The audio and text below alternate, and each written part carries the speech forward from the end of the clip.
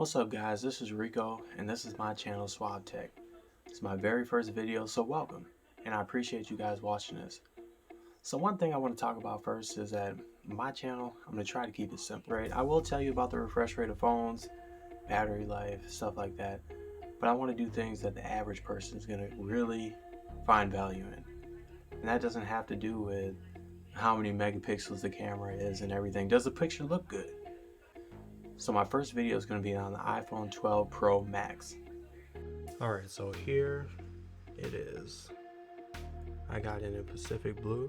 It's got 128 gigabytes of memory. You can see that there. And I'm not sure if you can see, but when you get it around here, it's got kind of like a metallic finish on the box. Now, I haven't had any iPhone boxes in the past, but from what I've seen, obviously, this is a lot thinner than what you usually get for an iPhone. Let's go ahead and open it.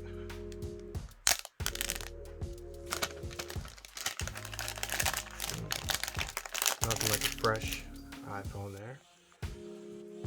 There it is. Let's get that box open. There it is. Set that over there. Not bad.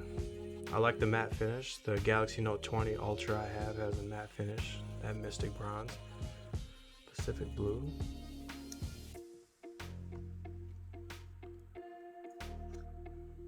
Look at that. And obviously, you get some fingerprints there, but I mean, I'm gonna put a case on it. Let's be honest, everybody's gonna put a case on that. So we got the volume button here, up and down. Got that silencing button. We got a big power button on the side here. And then I'm sure that everybody has seen that 5G antenna there. Matte back. Don't really get fingerprints on that. And a 3-camera setup with what they call now LiDAR sensor. Are you really gonna care about that? Maybe if you're playing like augmented reality, maybe if you're like measuring things with your phone, but everyday user, not really gonna care about that. Nothing on the top there. We got the speaker grills here, and then the lightning port. Of course, no USB-C. So let's go ahead and set this to the side here. Of course, we know we're not getting much in the box. Now this you may care about, because if you don't have this port for your power brick, you're gonna go have to buy another one. And you get some SIM ejection tool and a sticker. You guys have already seen that. So let me go ahead, put my SIM card in this, and then we'll start it up. I wanted to go ahead and throw a screen protector on here. You can see that there. Only took me about 5 minutes. Now I do screen protectors all the time on my phones, but I don't think you should have a problem putting one on there. And then I went and got one of these cases here.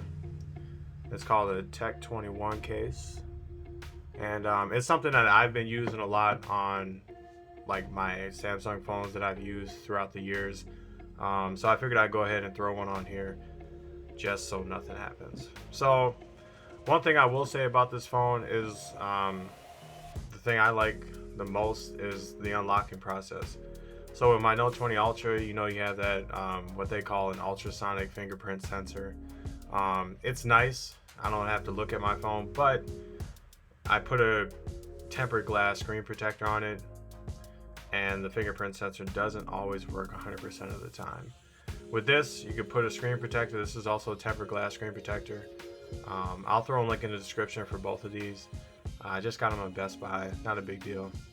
But you have a tempered glass screen protector, and I can still use Face ID, which I thought I wouldn't like, but I'm pleasantly surprised after just a couple of minutes of using it. It recognized me, with glasses and without.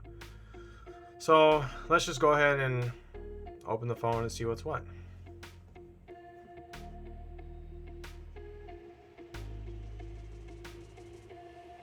Now, of course, it don't want to work now.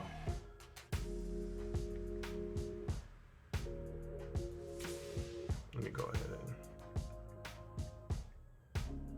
Well, thanks iPhone, you just made me a liar. Anyway, so let's go through this. The first thing I notice, you know, when I'm downloading all the apps that I have on my other phone is, you know, it's a lot of clutter, and it's not something that I like a lot of. I like to have a more minimalistic type of, you know, at least the front page. I do have a lot of apps, but I like them all to be on what they call the app library. So this is okay.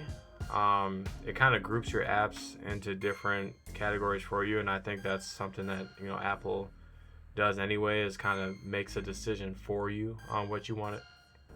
But for me, I'm not really into that. I like to like to organize my apps in the way that I find more pleasing to myself.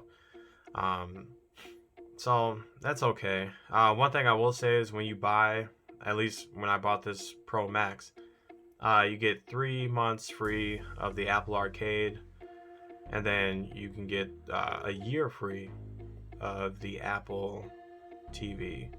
So if that's something you're into, you figure you didn't want to spend money and, you know, that was pushing you over the edge, you know, go ahead and get something like that. Other than that, I'll say the apps are pretty much the same as like what you would get on an Android phone. And so it's nothing special here. It has dark mode just like Android does. I'm not sure, you know, where any real big differences with the way that the apps look. But, you know, I want to use this over time, and a full review will be coming probably in about a week and a half, just to give you guys my take on, you know, what I think of my first ever iPhone. So thank you very much for being a part of this channel if you're watching. I appreciate it, and hopefully I'll have many more videos to come. Bye.